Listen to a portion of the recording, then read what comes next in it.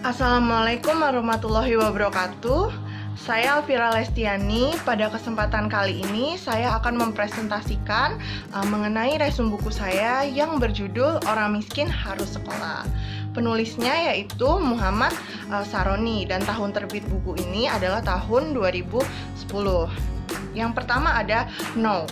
Dari cover buku ini menggambarkan seorang anak yang menggunakan seragam sekolah, tetapi dia tidak menggunakan sepatu sekolah, melainkan menggunakan sendal jepit.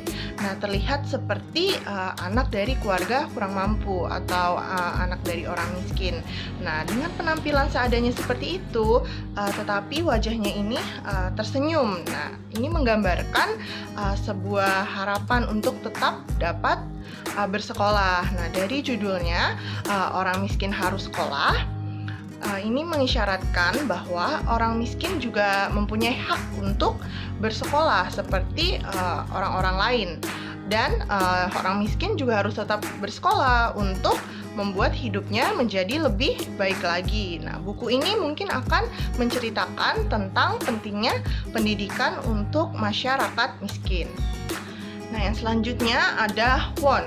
Apa sih yang saya mau atau yang saya harapkan setelah saya membaca buku ini? Nah, saya ingin mengetahui tentang sekolah gratis untuk masyarakat miskin, lalu manfaat sekolah untuk orang miskin, bagaimana kepedulian masyarakat terhadap permasalahan orang miskin yang tidak dapat bersekolah, dan juga peran pemerintah untuk menyekolahkan masyarakat miskin, serta pentingnya pendidikan untuk meningkatkan perekonomian keluarga.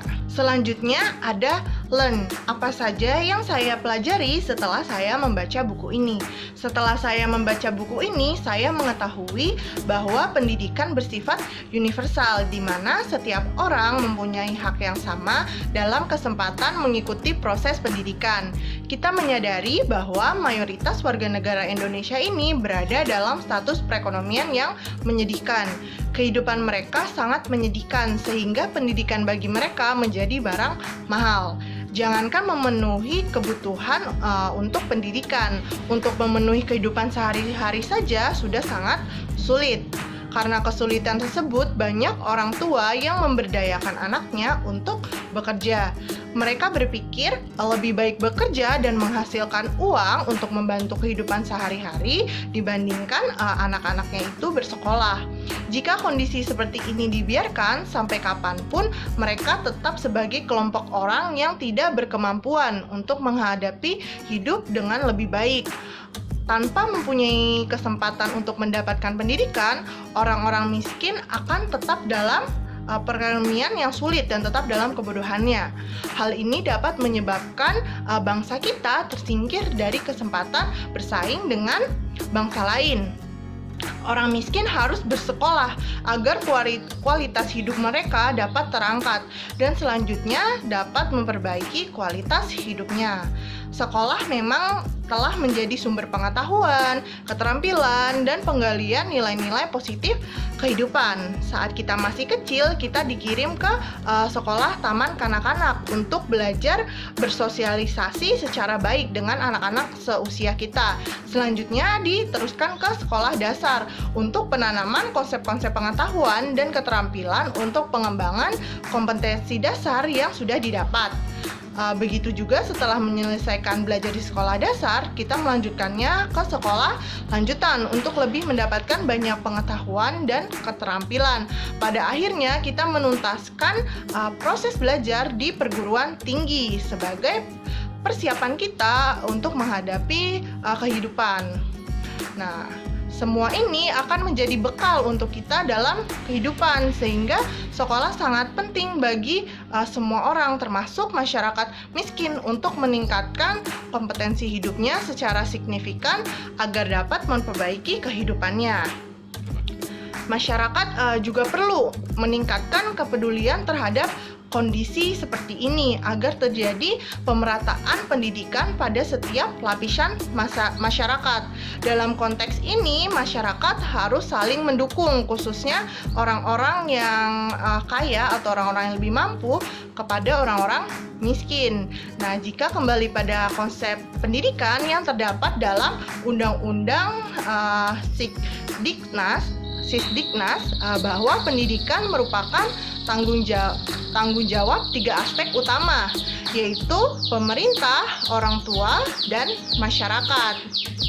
Ketiga aspek ini mempunyai tingkat tanggung jawab dan kewajiban yang seimbang dalam pengembangan proses pendidikan di negeri ini. Jika pemerintah sudah menyediakan sarana dan kesempatan pendidikan yang merata di setiap daerah, langkah selanjutnya adalah orang tua dan masyarakat harus merespon dan memberikan follow up dari setiap program yang dicanangkan oleh pemerintah. Kepedulian masyarakat terhadap proses pendidikan yang merata bagi seluruh elemen masyarakat merupakan salah satu bentuk kesadaran bahwa masyarakat harus ditingkatkan kualitas intelektual dan finansialnya agar kehidupan menjadi lebih baik. Jika orang-orang miskin diberi kesempatan untuk mengikuti proses pendidikan secara umum, tentunya mereka tidak lagi menjadi kelompok terpinggirkan dan marginal. Justru mereka akan berperan aktif dalam kehidupan. Nah, pada kenyataannya, kemampuan pemerintah untuk memenuhi kebutuhan sarana dan prasarana serta proses pendidikan belum dapat menjangkau ke seluruh bagian wilayah negeri. Faktor geografis yang kadang sangat sulit untuk dijangkau sehingga berdampak pada kecepatan penyelenggaraan proses pendidikan. UU Sisdiknas bab 4 bagian keempat pasal 11 ayat 1 sangat jelas dicantumkan. Pemerintah dan pemerintah daerah wajib memberikan pelayanan dan kemudahan serta menjamin terselenggaranya pendidikan yang bermutu bagi setiap warga negara tanpa diskriminasi. Dan pada ayat 2, pemerintah dan pemerintah daerah wajib menjamin tersedianya dana guna terselenggaranya pendidikan bagi setiap warga negara yang berusia 7 sampai 17 tahun. Peran pemerintah dan pemerintah daerah sangat penting dalam keberhasilan program pendidikan wajib belajar 12 tahun bagi anak-anak usia sekolah untuk mendukung program sekolah tersebut. Untuk mendukung program tersebut, setiap daerah sudah mengalokasikan dana pendidikan sesuai dengan Undang-Undang Dasar 1945 dan Undang-Undang Sisdiknas, yaitu 20% dari anggaran daerah. Tujuan utama proses pendidikan adalah untuk meningkatkan kemampuan atau kompetensi keahlian anak didik, dan selanjutnya diharapkan dengan kompetensi tersebut dapat meningkatkan kemampuan ekonominya. Orang-orang yang mempunyai kompetensi keahlian mampu mengembangkan dan meningkatkan kemampuan ekonominya. Tentunya dalam hal ini harus didukung dengan kerja keras yang tidak mengenal lelah dan putus asa. Kompetensi keahlian tersebut harus didukung oleh sikap positif dalam bekerja, pantang menyerah, dan terus mengembangkan kompetensi keahlian tersebut. Jika seluruh lapisan masyarakat dapat menikmati kesempatan pendidikan yang sama, berarti kesempatan untuk mengembangkan kompetensi juga sama, dan taraf ekonomi pasti mengikutinya secara otomatis. Pengembangan kompetensi masyarakat secara langsung merupakan langkah persiapan tenaga kerja terampil di masyarakat. Dengan keterampilan yang dimiliki, masyarakat mempunyai kesempatan untuk bekerja dan mendapatkan pemasukan untuk kehidupannya. Lalu orang miskin harus sekolah jika kita menginginkan bangsa ini diperhitungkan eksistensinya dalam pergaulan antar bangsa. Hal ini dapat kita lihat dari kenyataan bahwa banyak tenaga kerja yang dikirim ke luar negeri adalah tenaga kerja yang berlatar belakang pendidikan rendah dan tingkat keterampilan tidak sesuai dengan bidang pekerjaannya. Tenaga kerja ini menjadi tenaga kerja kasar yang mengandalkan tenaga otot. Jika tetap seperti ini, sampai kapanpun bangsa ini akan menjadi bangsa nomor kesekian dalam pergaulan internasional. Oleh karena itu, kita harus merombak persepsi dan pola kerja di dalam melaksanakan proses pendidikan untuk mempersiapkan anak-anak menjadi sosok-sosok yang berkualitas dan sanggup bersaing dengan anak-anak dari negara lain. Dengan memberikan kesempatan yang sama dalam pendidikan kepada semua orang, termasuk orang miskin, secara menyeluruh tenaga kerja kita adalah orang-orang dengan kompetensi keahlian yang patut diperhitungkan dalam kancah pergaulan antar bangsa di dunia. Negara dan bangsa akan menjadi kuat posisinya dalam pergaulan internasional sebab masyarakatnya berkualitas. Kualitas yang tinggi tersebut diperoleh dari proses pendidikan berkualitas untuk seluruh lapisan masyarakat. Selanjutnya ada sinopsis dari buku ini.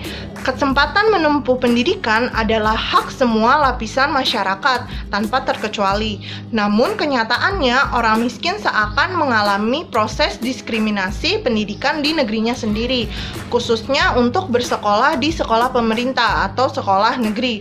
Bahkan program-program pembelajaran yang sebenarnya sudah mendapatkan bantuan pemerintah ternyata masih menuntut masyarakat untuk memberikan dana sharing. Alhasil, masyarakat miskin pun tidak dapat menikmati pendidikan dengan maksimal. Hal tersebut tentu saja berpengaruh pada peningkatan kualitas diri dan keluarganya. Bagaimana mungkin masyarakat miskin ini akan terlepas dari kemiskinannya jika pikiran mereka masih disibukkan dengan biaya pendidikan yang sedemikian tinggi? Tidak dapat dipungkiri, mereka adalah tanggung jawab kita bersama. Mereka adalah aset bangsa ini. Jika kualitas mereka baik, tentu saja kualitas bangsa ini pun akan membaik. Sekian presentasi dari saya, kurang lebihnya mohon maaf. Wassalamualaikum warahmatullahi wabarakatuh.